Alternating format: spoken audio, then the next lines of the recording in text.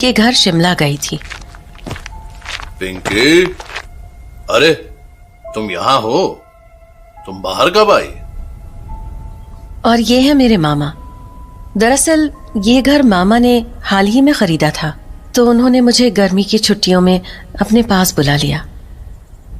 मामा देखो, red rose. हाँ हाँ, बहुत अच्छा है। अब चलो अंदर आ जाओ और सामान अनपैक कर लो अपना। कपड़े भी नहीं बदले हैं तुमने। पर मामा, यहाँ हवा अच्छी है। यहाँ मौसम पूरे महीने ऐसा ही रहेगा, तो तुम बाकी का मजाक कल ले लेना। ओके, अब चलो अंदर आ जाओ, रात होने वाली है। तो हम दोनों घर के अंदर लिविंग रूम में आकर बैठ गए। तो पिंकी, घर अच्छा लगा? हाँ मामा, पर मैं रहूंगी कहाँ?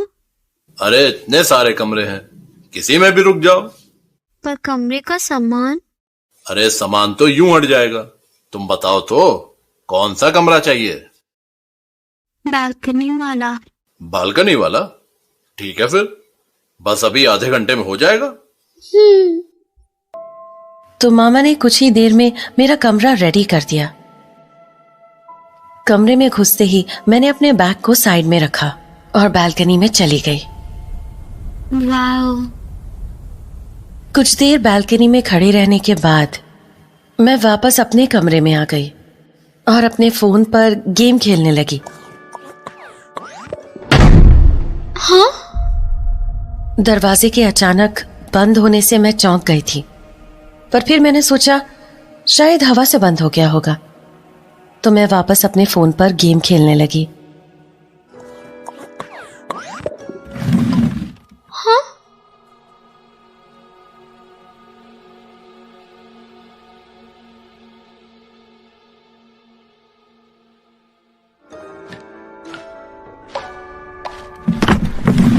हाँ?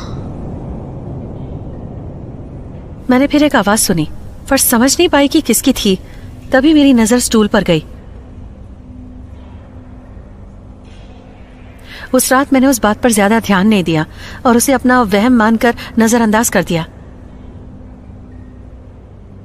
मैंने अपने कमरे की लाइट्स ऑफ की और सो गई। अगली सुबह ब्रेकफास्ट के टाइम पर मैंने मामा से पूछा, मामा, हाँ बेटा। यहाँ हवा बहुत जोर से चलती है क्या? मैं समझा नहीं बेटा, तुम्हारा मतलब क्या है? वो कल मेरे कमरे का दरवाजा अचानक अपने आप बंद हो गया। बेटा हवा तो चलती है यहाँ पर इतनी भी तेज नहीं। हो सकता है कल ज्यादा तेज हो। सोने में कोई दिक्कत हुई क्या? नहीं। हाँ फिर ठीक है।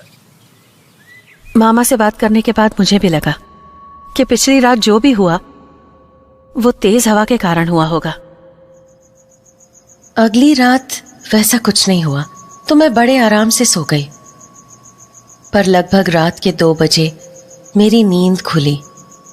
कमरे में बहुत अंधेरा होने के कारण कुछ ठीक से दिख नहीं रहा था, पर तभी चांद की रोशनी में मुझे पर्दे के पीछे कुछ दिखा।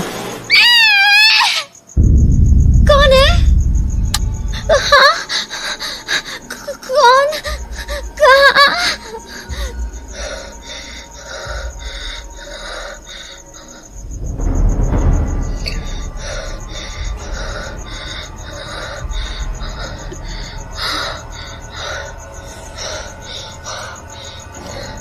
मैंने पूरे कमरे में नजरें घुमाई, पर मुझे वो काला साया कहीं नहीं दिखा। तो मैंने उसे अपना वहम समझकर जाने दिया और वापस सो गई।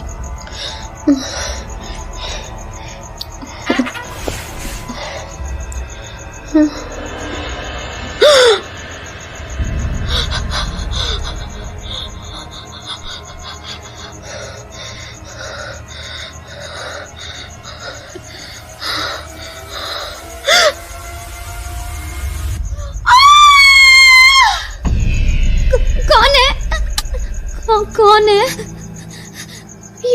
ये क्या था? अभी कौन था?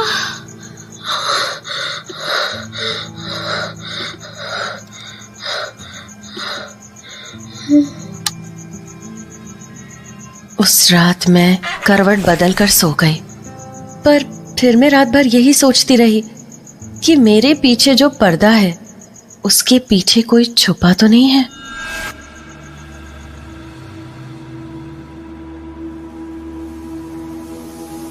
और फिर अगली सुबह ब्रेकफास्ट पर। मामा, हाँ बेटा। इस घर में हम दोनों के अलावा भी कोई रहता है क्या? क्या? कौन रहेगा? बस हम ही दोनों हैं, और क्या? कोई भी नहीं? नहीं बेटा, कोई भी नहीं। इसलिए तो मैंने तुम्हें यहां बुला लिया, ताकि मेरा भी मन लग जाए। क्या हुआ पिंकी बेटा? मामा, ये घर अजीब है। अरे अजीब क्यों? पता नहीं, बस अजीब है कुछ। इतना मत सोचो बेटा। दरअसल ये घर नया है ना, ऊपर से लोग भी नहीं है, इसलिए तुम्हें ऐसा लग रहा होगा। मामा, अब से मैं लाइट्स ऑफ करके नहीं सोऊंगी। हाँ हाँ बच्चे, ठीक है, मत करना। और अगर डर लगे तो मेरे पास आ जाना, ओके? ठीक है। मामा से बात करने के बाद मैंने अपने मन से सारे उल्टे सीधे ख्याल निकाल दिए, पर रात में जब मैं सोने गई तो मुझे नींद ही नहीं आ रही थी। शायद बहुत डर गई थी मैं। काफी देर तक मैं बिस्तर पर यूं ही बैठी रही। अब तक कुछ भी नहीं हुआ था, पर तभी कमरे की लाइट्स जलने बुझने लगी।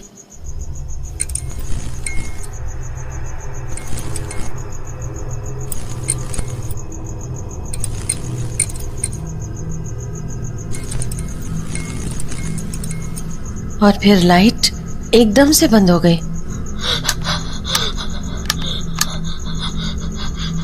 मैंने लाइट्स ऑन करने की कोशिश की, पर लाइट नहीं जली, तो मुझे लगा शायद लाइट्स खराब हो गई हैं। तो मैं अंधेरे में ही बेड पर लेट गई।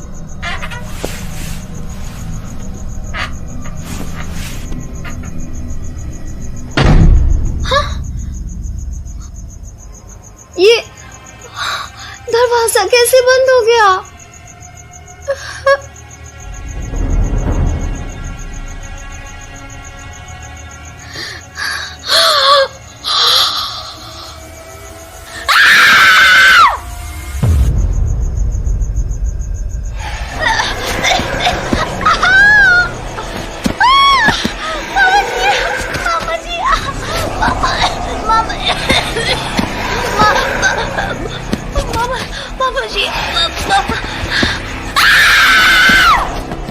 पिंकी, पिंकी बेटा।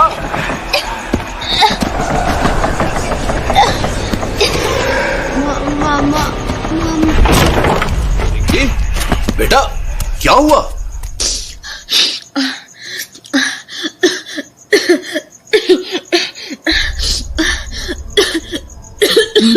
बेटा क्या हुआ? तुम ठीक हो ना? मामा, वो मुझे वो मेरा गला, मामा, वो मेरा गला दबा रहा था मामा। अरे कौन क्या करेगा? क्या बोल रही हो? मामा, वो ओफो, अच्छा लाइट जलाओ, चलो। मामा, मामा, वो बच्चे लाइट तो जलाओ, देखो तो कोई नहीं है यहाँ। मामा। कुछ नहीं है, मैं हूं ना, जलाओ लाइट। देखो कहाँ कुछ है। मामा, वो मेरा गला दबा रहा था। कुछ नहीं होगा, चलो उठो, इस कमरे से बाहर चलो। चलो आ जाओ, मेरे पास सो जाना। चलो बेटा। तो मैं मामा के साथ उनके कमरे में जाकर सो गई। और अगली सुबह मामा जी ने पंडित जी को बुलाकर पिछली रात के बारे में सब कुछ बताया। ये घर तुमने नया बनवाया है? नहीं पंडित जी, मैंने इसे बस हाल ही में किसी से खरीदा है। इतने अच्छे खासे घर को यूं ही बेच देना अजीब नहीं लगा तुम्हें? तुमने उनसे पूछा नहीं कि वो ये घर आखिर क्यों बेच रहे हैं? पंडित जी, इतना तो नहीं सोचा मैंने। मुझे लगा सस्ते में मिल रहा है तो ले लेना चाहिए।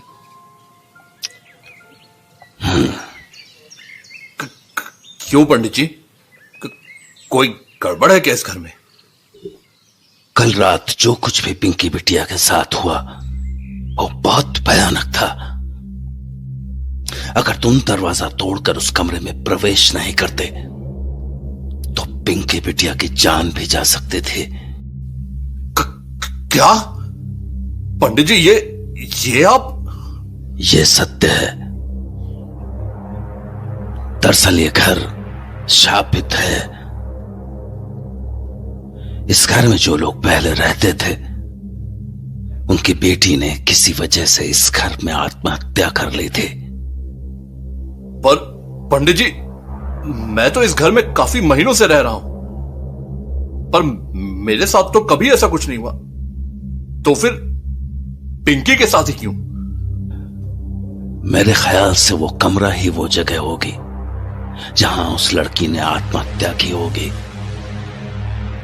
और वो कल रात यही जाहिर करने की कोशिश कर रही थी कि वो जगह उसकी है और किसी की नहीं। तो पंडित जी, अब क्या करें? बेहतर यही होगा कि हम उस कमरे को तंत्र विद्या से हमेशा के लिए बंद कर दें, अन्यथा परिणाम बहुत भयंकर हो सकते हैं। जी पंडित जी, आप जैसा कहें। उसके बाद तंत्र मंत्र की विद्या से उस दरवाजे पर रक्षा कवच डालकर उसे हमेशा के लिए बंद कर दिया गया। वो कमरा आज भी बंद है और कोई भूल कर भी उस कमरे में जाने की हिम्मत नहीं करता, क्योंकि सब यही मानते हैं कि आज भी उस कमरे में उस लड़की का साया है।